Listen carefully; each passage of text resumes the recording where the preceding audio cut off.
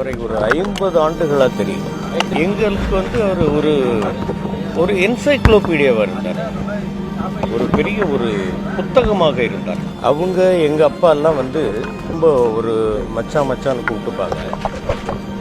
அப்போது அவர் ஆசிரியராக இருந்தார், நான் மாணவனாக இருந்தேன். அவர் வேறு பள்ளி, நான் படித்தது வேறு பள்ளி.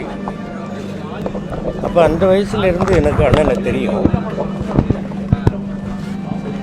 எங்களுக்கு எந்த சந்தேகம் வந்தாலும், எந்த சப்ஜெக்டில் சந்தேகம் வந்தாலும் அவருக்கு ஃபோன் பண்ணி உடனே கேட்கக்கூடிய அளவுக்கு அவர் வந்து ஒரு அனைத்து விஷயங்கள்லேயும் அவர் மாஸ்டராக இருந்தார்.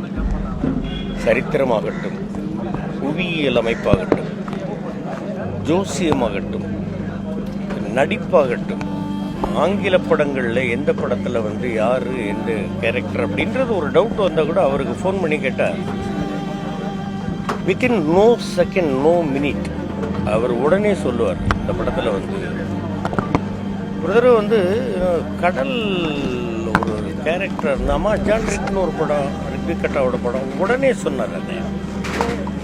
அந்த மாதிரி வந்து ஆனால் ரொம்ப கஷ்டமாக இருக்குண்ணா. அதெல்லாம் ஒன்றும் இல்லை. உங்களுக்கு இந்த இப்போ இந்த ஒரு மாதத்துக்கு அப்புறமா வந்து எல்லாம் ஒரு பெரிய பிரைட் ஃப்யூச்சர் வரும்.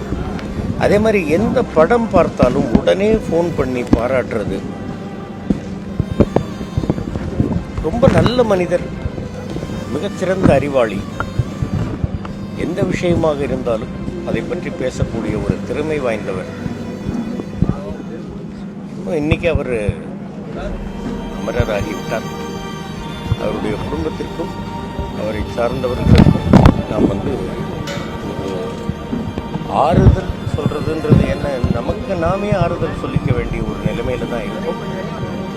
அவருடைய ஆன்மா இறைவன் நிழலில் இளைப்பாறட்டும் அப்படின்னு நம்ம வேண்டிக்க தான் வேண்டும். அவருடைய ஆசீர்வாதம் எப்பவும் நமக்கு வேண்டும். அவர் ஆன்மாவாக இருந்தாலும் நம்மை ஆசீர்வதிப்பார் அப்படிங்கிற நம்பிக்கையோடு அவருக்கு விடை கொடுத்து அனுப்புவோம்.